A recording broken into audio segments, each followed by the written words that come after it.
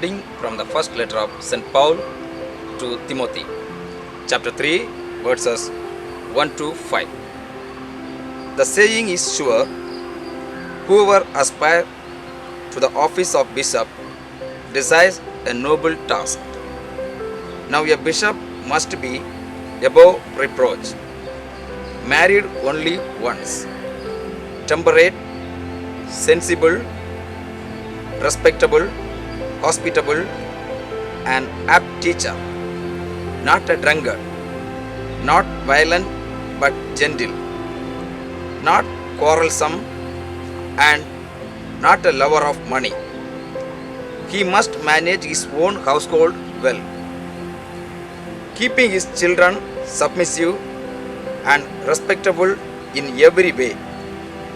For if someone does not know how to manage his own household, how can he take care of the God's church?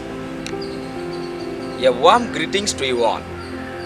Today, through this episode of Strengthening the Strength, I am going to share with you what is leadership. What are the qualities a leader should have? First of all, who is a leader?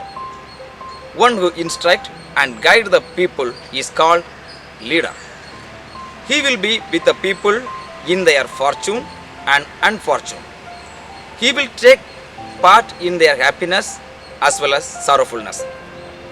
He will be one among them. Now let us see what are the essential required qualities to be a spiritual leader. First, he should be pious. Second, he should be courageous. Third, he should deny himself. With these qualities, we come across a person in the Old Testament, Moses. Moses was very pious, close to God. He could talk to God, and God was happy with him. Then he was very courageous, and it helped him to stand in front of Pharaoh and challenge him, and he could release the Israelites from slavery. Then we see in the New Testament a prominent person, St. Paul. St. Paul too, a man of prayer, who prayed for all the churches he founded. He was convinced of his mission. He says in Philippians chapter 1 verses 21, "For to me living is Christ and dying is gain." St. Paul is a man of fortitude. He was not afraid of any officials. He says, "If Christ is with me, who can be against me?" He played a vital role in proclaiming the gospel.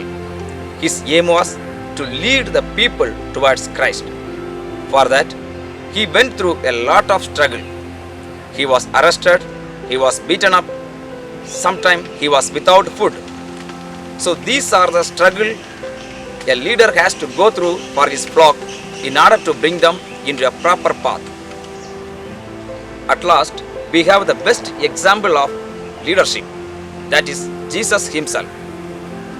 His way of understanding the leadership is entirely different than the leaders of this world would think. In the Gospel of Matthew, chapter 20, verses 26 to 28, he says, "Whoever wishes to be great among you must be your servant, and whoever wishes to be first among you must be your slave, just as the Son of Man came not to be served but to serve, and to give his life a ransom for many." Jesus is inviting us to be a servant of others. A leader is not to rule over others, but to serve the people, to humble himself, and to be available for the people.